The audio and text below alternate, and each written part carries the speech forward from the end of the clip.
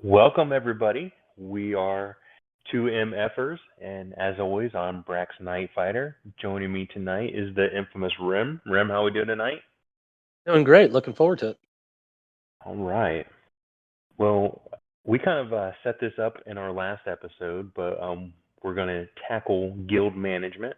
So this is kind of part one of our four-part series of guild management, and I think I kind of wanted to preface this and just say first off that we're going to be discussing overall um, how culture is important to a guild, and we're probably going to reference some of our culture and guilds that we are in, but by no means are we saying that culture is the culture that you need to have in your guild.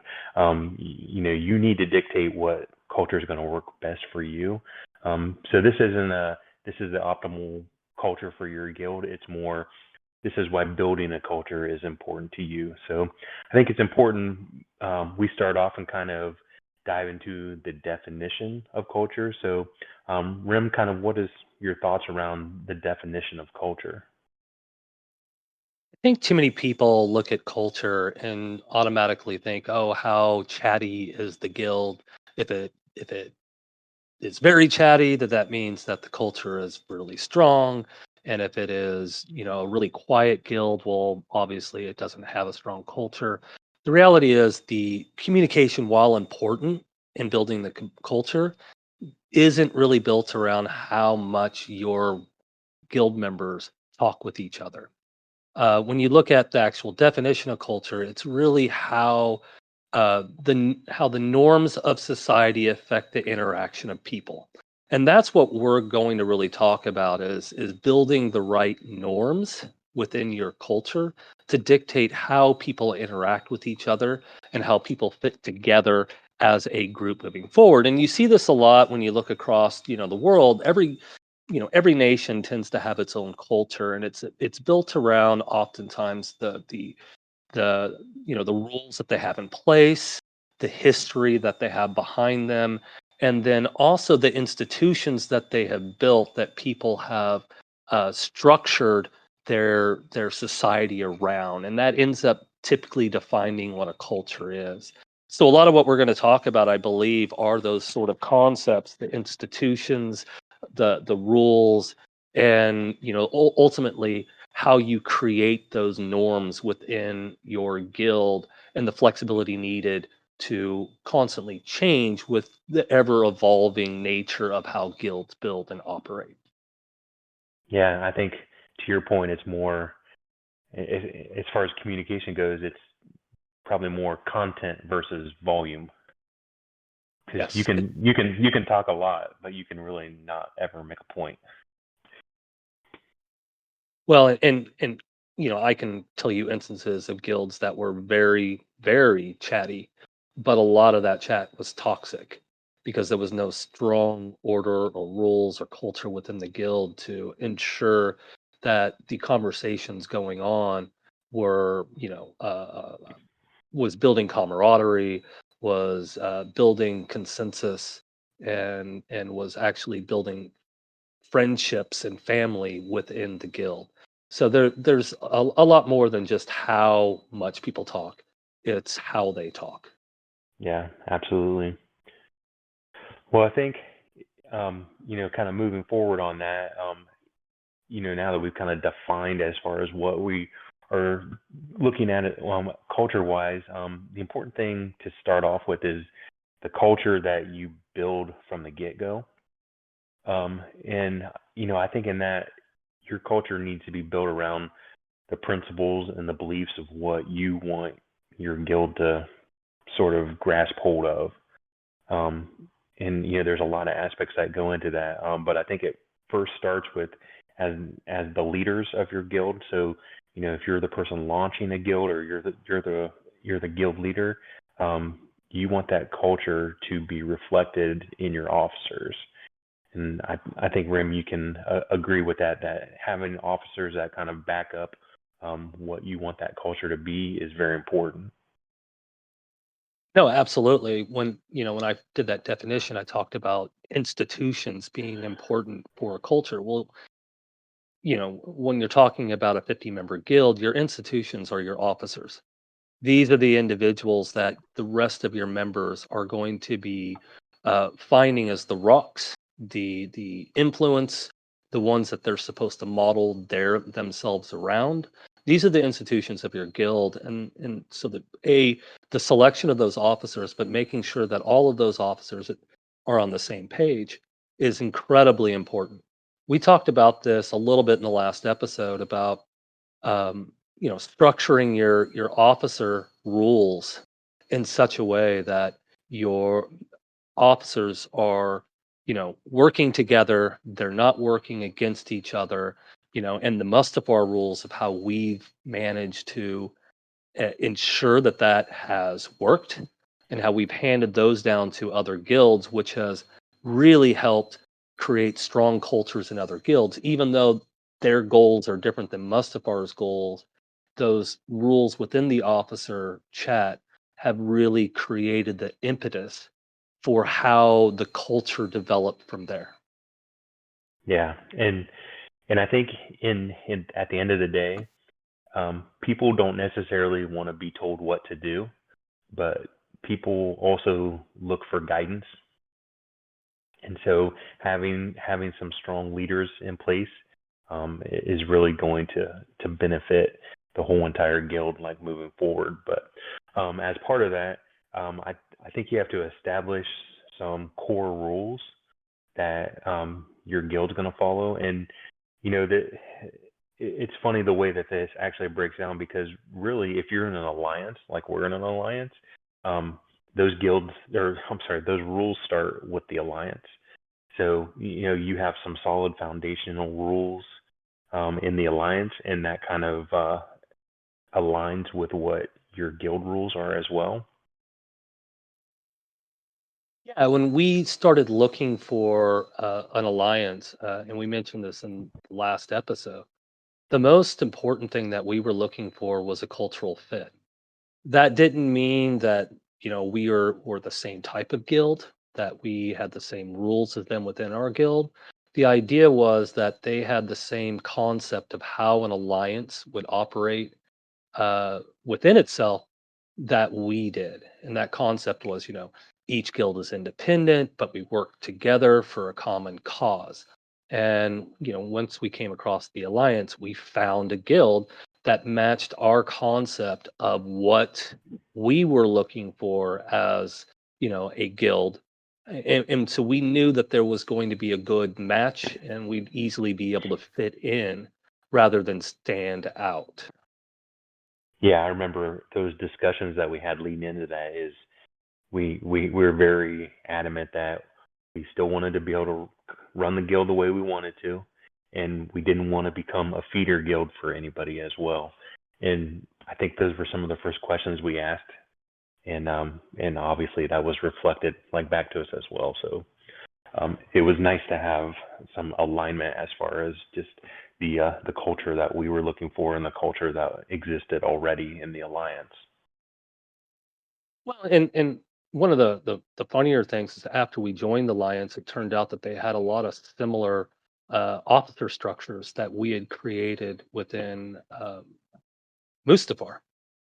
Yes. You know, the concept that there is an overarching leader whose job is not to tell everyone what to do, but to be that person who can make a quick decision or can manage the conversation in a productive and healthy way. And then you have officers that are empowered to do their jobs. Corzo and our admins, they don't have to ask permission from from our alliance leader to do their jobs. They are allowed. They are empowered. They are able to do it without a ton of red tape. And then you have, and in Mustafar, we would call these our senior advisors, but we have multiple officers that their main purpose is just to keep reminding us of what our core principles are. Because I know you and Brax and we can get a little, you know, at times a little aggressive trying to improve the guild, but they're constantly reminding us what our core principles are and the reason why we need to stick to those. Yeah, absolutely. And I think, that's why it's important to have some depth in as far as leaders go.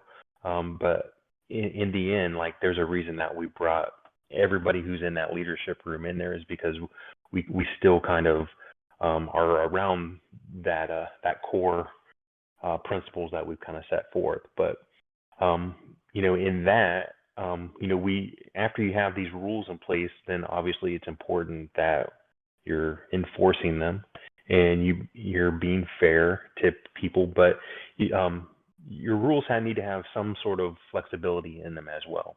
Not to the point where you're compromising your core values, but as your guild grows and as new people come in there, it's not always going to be the same exact situation. It's not going to have the same exact flow. And I think both Rim and I actually have had the opportunity to be in some guilds that have just launched from ground zero, and all of those guilds kind of had an idea of what they wanted to be going into that. But as you bring those members in, it always isn't exactly what you maybe intended in the first place. Like you still have your core culture in there, but the people that you bring in also like help mold that culture as well. Yeah, can you agree with that, Rim? Oh, for sure, and it's important to start off with some basic, basic expectations. Every one of your members needs to know what, once you've established how your officership is going to run and the empowerment that you're going to give them, then you need to look at, setting and establishing some base expectations for your members. And those expectations oftentimes, like you said, are going to change as people join and as people leave. They cause you to have to start reevaluating who and what your guild is, and sometimes you may need to make some tough decisions, if you want to stay, say, as a competitive guild. Or maybe you start realizing that my core is more established around a lot more casual, in both of our cases, well, in two of mine and one of yours, we joined guilds that in the early days were very, hey, just get your tickets in. But as we started growing and as we started noticing the activity levels and so on, we started ramping up those rules in order to create the guild that our members were wanting to create, not necessarily the ones that we initially envisioned. And one of the big temptations that I think too many guilds have is, oh, well, we're just going to make some sudden decisions. Um, I think that's really hard on your culture. I think what Yeah. you need to do is, when you start realizing that maybe you have some players that are underperforming and you've identified that they're no longer fitting within the culture, but they're still meeting all the rules and expectations, that's when you have to start reevaluating your culture. You have to start reevaluating your expectations, and then you need to communicate those expectations to your members so they now understand what you're doing, how you're moving, and why you're moving forward into this new set of expectations. Yeah, and anybody that has been an officer of any sort in a guild can probably attest to this, that removing somebody from your guild typically is not an easy decision. I mean, unless they are completely, going off the wall or something, then obviously I mean that's an easy decision. But I know, especially for us in Mustafar, like there's been some times that we've had some really great guild members that we've had to kind of cut ties with. And it wasn't necessarily that they were breaking um, rules that we had, but it's that our culture outgrew the style of game that they wanted to play. Yeah, And and that, in every one of those instances, we not only contacted the player, but we reevaluated our rules and made alterations to them, and gave plenty of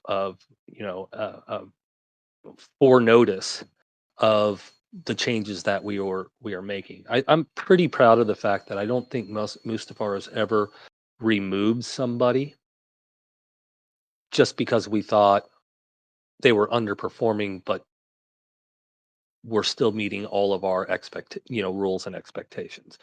So, Yeah. I think we've done a really good job of that, and I think a lot of that comes down to, a few of our officers, like I said, that are incredible moral compasses that make us ensure that every guild member is treated fairly, and that is another institution within our culture, is everyone being treated fairly. Yeah. And the challenging part of being a guild officer and a guild leader is that you want to look out for each individual player, but in the long term, like you have to look out for the health of the entire guild. And so when you have those people that either underperform or are holding you back as a guild, like that's where sometimes you have to make those hard decisions, and you have to say, is pulling this person along, is it going to help the whole entire guild in the long run, or are we potentially going to hurt the rest of the guild, or are we going to potentially lose members because because we're allowing certain things to happen, or we're not taking enough action. And so it's really it's a hard line that you have to straddle at times, as far as are we doing the best thing for each member, or are we doing the best, making the best decisions for the whole entire guild. It's always a struggle. And one of my favorite recommendations to people is to actually try to avoid those decisions as much as possible. And the way you do that is keeping the game fun and keeping your members invested. I thought it was interesting during our roundtable discussion with Thor in Mandalore, when he said that the last thing they wanted to do was micromanage their players, because it takes all the fun out of the game for the officers, and it takes the fun out of the game for their members. And Mandalore is a highly competitive guild that is obvious obviously puts a lot more time into individual goals and structures and strategy than what we do. But that was one of those moments where I sat there and went, "Wow."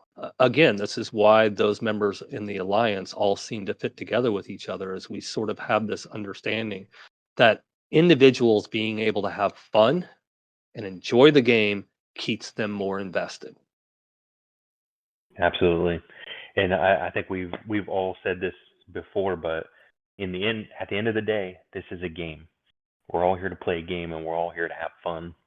Um, and so when you're managing the culture, sometimes it can not be as fun as you would want it to be. But the idea is that you continue to build this culture where people are excited, people are having fun, they want to compete, they want to engage each other and play off of each other. I know in Mustafar, one of the things I always appreciate is that, and I'm sure I've seen in different guilds as well, where when a person you know gets somebody to 7 stars, or gears up somebody, or gets them to gear 13, you get a lot of like, hey, good job, hey, congratulations, way to go, like those kind of things. That culture that we're developing in these guilds is important, and people like to hear that they are doing a good job and like to be congratulated and everything like that. So I think building that culture and that camaraderie and everything like that is important in the guild. No, I absolutely agree. Which leads us into finding the right people for your guild. And that, I believe, is going to be our next discussion, is going to be about recruiting and how important recruiting is, and the details that are involved in recruiting. It's not just simply going out there and inviting members with the right GP in your guild. Would you not agree?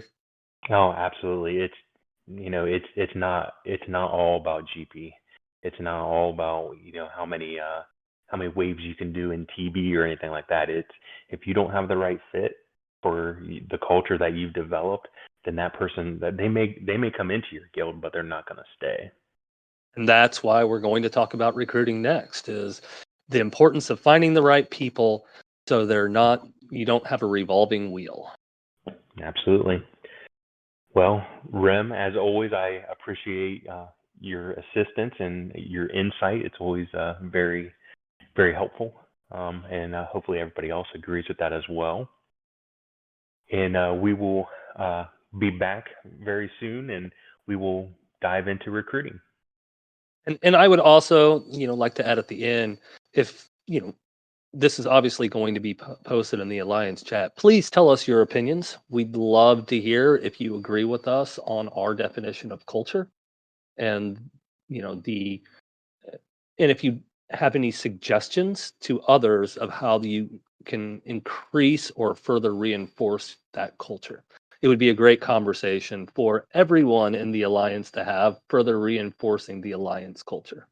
Yeah, absolutely. Like, we're doing these series to hopefully help everybody else out. But if there's more conversation we can have on this, obviously we don't have tons of time on these podcasts to do that. But if we want to have conversations about it in the podcast chat, then that would be great, especially if you have things to add to it. So yeah, as always, yes, we do encourage feedback. So, well, Rem, unless you have anything else, we can head on to the next series. Sounds great. Thanks a lot, Brax. Had a All good right, time. thank you. Bye.